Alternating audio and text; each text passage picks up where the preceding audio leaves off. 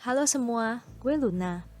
Di video kali ini, gue mau mengutarakan pandangan tentang 5 privilege yang jarang dibahas, padahal mempunyai dampak yang sangat besar dalam kehidupan kita. Kalau kita ngomongin tentang privilege atau hak istimewa, biasanya yang langsung melekat itu kan beauty privilege atau privilege lahir dari keluarga yang kaya. Gak dipungkiri sih, kalau kita punya dua hal tersebut, hidup kita pasti bakal lebih mudah.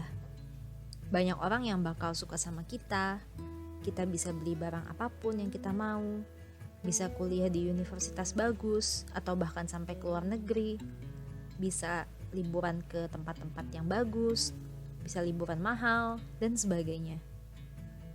Cuman sebenarnya, setelah gue amati lagi, selain dua privilege yang sering dibahas tersebut, sebenarnya banyak kok privilege lain yang kita mungkin juga punya nih, tapi kita nggak sadar.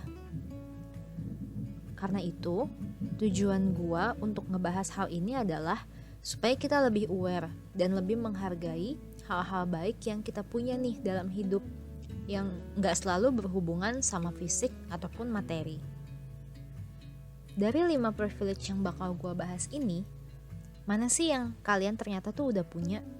Atau mungkin ada juga nih privilege yang kalian pengen tambahin selain 5 hal di bawah ini. Komen di bawah ya kalau misalkan ada, biar kita bisa diskusi bareng setelah ini. Privilege pertama yang mau gue bahas adalah keluarga yang suportif. Terkait hal ini, ada satu tokoh yang mau gue jadiin contoh, yaitu penyanyi favorit gue Taylor Swift, yang merupakan salah satu penyanyi paling sukses di dunia saat ini. Taylor Swift mengawali karirnya sebagai penyanyi musik country dan merilis album pertama pada umur 15 tahun. Jadi dari kecil, Taylor ini emang udah suka banget main gitar dan emang bercita-cita jadi penyanyi musik country. Karena kecintaannya tersebut, orang tuanya Taylor akhirnya bela-belain nih pindah rumah dari Pennsylvania ke dekat kota Nashville. FYI, Nashville adalah kota di mana musik country lahir dan berkembang pesat. Jadi, tujuan orang tuanya pindah ke sana adalah biar Taylor bisa lebih mudah mengejar mimpinya itu. Setahun kemudian, setelah berbagai usaha dan memberikan CD-nya ke berbagai studio rekaman ditemani sang ibu, Taylor akhirnya berhasil nih tanda tangan kontrak dengan Big Machine Records dan mengeluarkan debut albumnya di tahun 2006. Sejak awal Taylor memulai karir sampai dia udah jadi penyanyi sukses kayak sekarang, sang ibu, ayah, dan adik laki-lakinya ini selalu full mendukung dan sering juga nemenin Taylor ke berbagai acara.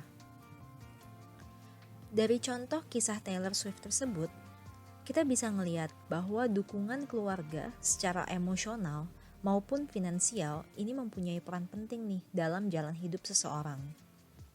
Walaupun dalam kasusnya Taylor, orang tuanya emang termasuk sangat mampu ya secara finansial, karena sampai bisa memutuskan pindah rumah gitu aja demi mimpi anaknya ini yang notabene masih kecil pada saat itu. Namun kan bisa aja walaupun orang tuanya mampu secara finansial, tapi nggak mendukung mimpinya Taylor, tetap aja mereka nggak akan bela-belain pindah rumah dan nemenin Taylor untuk audisi dan masukin CD-nya ke berbagai studio rekaman. Terkadang walau dilahirkan dari keluarga yang berkecukupan, gak semua anak diberi dukungan oleh orang tuanya atas karir atau mimpi yang pengen mereka kejar. Entah karena diminta untuk meneruskan bisnis keluarga, mengikuti jejak profesi yang sama kayak orang tuanya, atau emang punya pandangan hidup yang berbeda aja gitu. Mungkin kita juga bukan berasal dari keluarga yang kaya atau bergelimang harta nih, dan orang tua kita gak bisa kasih fasilitas-fasilitas yang mewah buat kita. Cuman, kalau orang tua kita selalu berusaha untuk memberikan yang terbaik buat anak-anaknya dan memberikan dukungan emosional, itu juga merupakan suatu privilege loh. Dukungan dari keluarga itu akan membuat kita lebih kuat dalam menjalani hidup. Dan kalaupun kita gagal, kita juga bakal lebih mampu untuk menghadapi kegagalan tersebut. karena kita tahu kalau keluarga kita akan dukung kita gitu secara full. Privilege selanjutnya setelah keluarga adalah hubungan pertemanan yang positif. Gue pribadi sebagai seorang introvert dan orang yang cukup pemalu, ngerasain gimana sulitnya untuk mendapatkan teman yang cocok, terutama di lingkungan yang baru. Semakin dewasa, kita juga makin sibuk dengan urusan masing-masing, sehingga butuh usaha lebih nih untuk menjaga pertemanan yang ada. Jika kita masih punya teman-teman yang secara tulus mendukung dan mau meluangkan waktunya untuk kita tanpa maksud terselubung, menurut gue itu udah merupakan hal yang patut disyukuri. Teman-teman yang baik akan membuat kita lebih enjoy dalam menjalani hidup serta mempunyai tempat untuk berbagi cerita. Karena kadang kan ada beberapa hal yang emang lebih enak diceritain ke teman ya daripada ke orang tua atau keluarga. Lingkungan pertemanan juga bisa menjadi keluarga kedua nih bagi kita. Karena kita kan gak bisa memilih siapa keluarga kita. Tapi kita bisa memilih mau berteman dengan siapa. Beberapa ciri hubungan pertemanan yang sehat antara lain kita merasa nyaman untuk bercerita dengan mereka tanpa takut dihakimi. Kita menikmati waktu yang dihabiskan bersama mereka dan kita juga saling berpikir positif satu sama lain.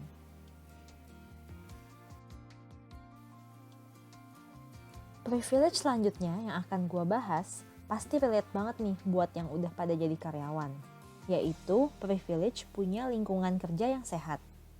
Sebelum gue bahas kenapa privilege yang satu ini penting banget, gue udah coba mencari tahu dulu nih, gimana sih definisi lingkungan kerja yang sehat.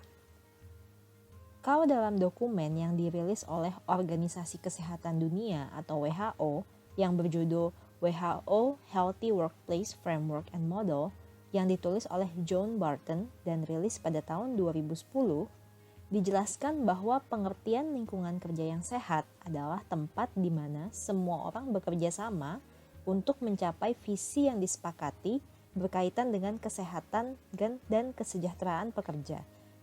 Lingkungan kerja tersebut juga menyediakan semua anggota tenaga kerja dengan kondisi fisik, psikologis, sosial, dan organisasi yang melindungi dan mempromosikan kesehatan dan keselamatan. Sehingga ini memungkinkan manajer dan pekerja untuk meningkatkan kontrol atas kesehatan mereka sendiri dan menjadi lebih energik, positif, dan puas. Biasanya, kalau dalam pekerjaan, yang dilihat paling pertama itu kan nilai gaji yang ditawarkan dan juga posisinya ya.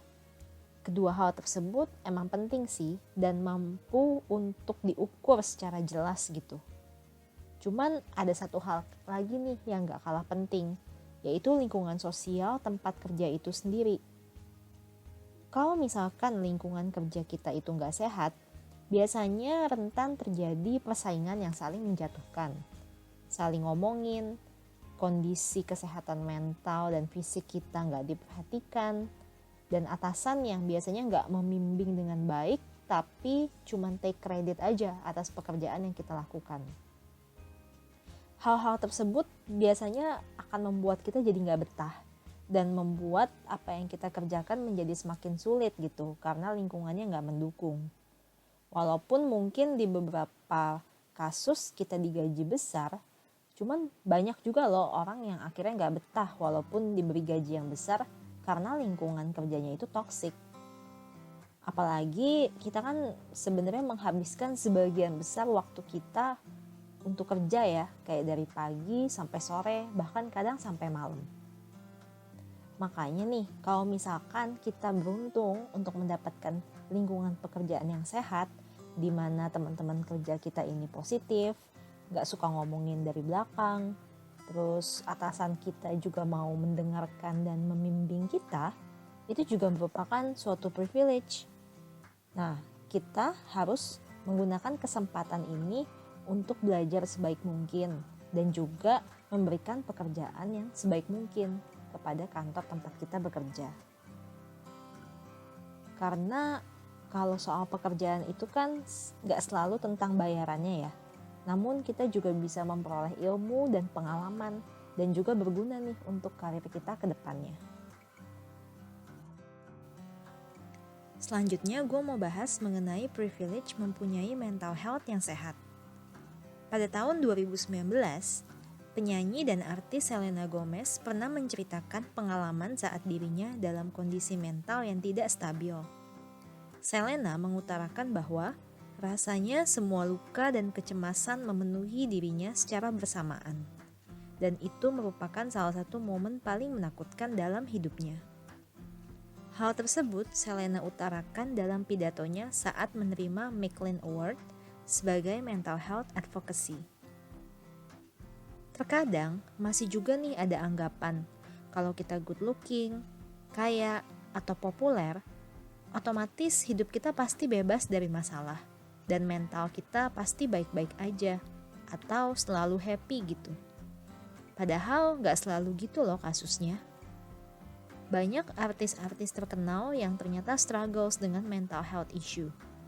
Salah satunya Selena Gomez tadi.